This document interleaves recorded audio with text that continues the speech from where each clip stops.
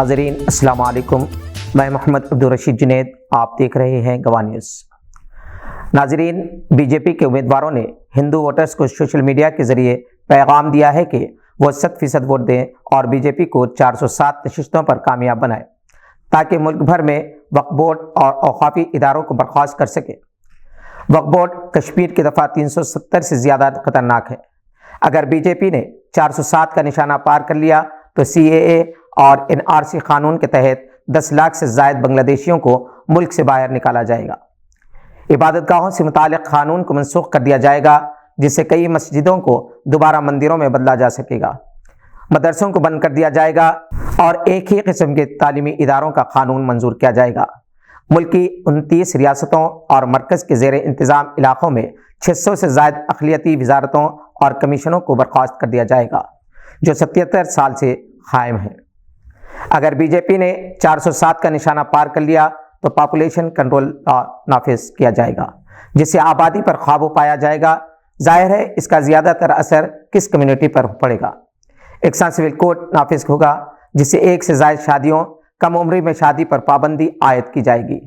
اگر B J پی نے 400 سے زائد نشستیں حاصل کر لیں تو پتھر پھینکنے والوں اور ان کا ساتھ دینے والوں کی 100% پراپرٹی ضبط کر لی جائے گی اور 10 سال تک سزا دی جائے گی۔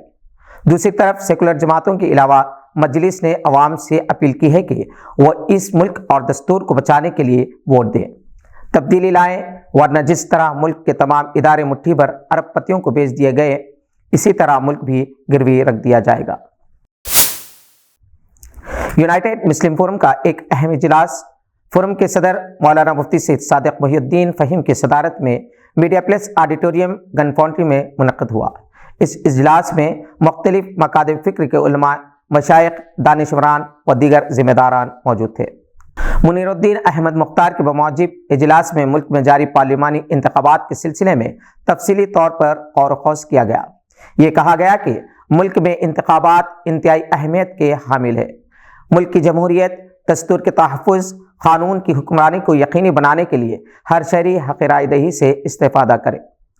اجلاس میں تلنگانہ و آندھرا پردیش میں 13 مئی کو مقررہ پولنگ اور آندھرا پردیش کے اسمبلی انتخابات کے بارے میں بھی تفصیلی تبادلہ خیال کرتے ہوئے متفقہ طور پر حلقہ پارلیمان حیدرآباد سے بیرسٹر اسد الدین اویسی، صدر کل ہند مجلس اتحاد المسلمین و امیدوار حلقہ پارلیمان حیدرآباد کی مکمل تائید کا اعلان کیا گیا اور شہر کے عوام سے اپیل کی گئی کہ وہ پولنگ کے دن 100% ووٹنگ کو یقینی بنائیں۔ تلنگانہ اور آندھرا پردیش کے اضلاع میں تمام حلقوں میں فرقہ پرست جماعت کے امیدواروں کو شکست فاز دی جائے۔ تمام حلقوں میں حکمت عملی پر مبنی ووٹنگ کی جائے تاکہ فرقہ پرست کامیاب نہ ہو سکیں۔ اجلاس میں شہر حیدرآباد، تلنگانہ و آندھرا پردیش میں پولنگ کے دن رائے دہی کے فیصد میں اضافے کے لیے الیکشن کمیشن کی جانب سے جو اقدامات کیے جا رہے ہیں، اس مہم کی تائید میں شہریوں کے درمیان ووٹ کی اہمیت کو اجاگر کرنے، زیادہ سے زیادہ ووٹ ڈالنے کے لیے راغب کرنے ایک شعور بیداری اجلاس چہارشنبہ 21 مئی کو بعد نماز عشاء منعقد کرنے کا فیصلہ کیا گیا ہے۔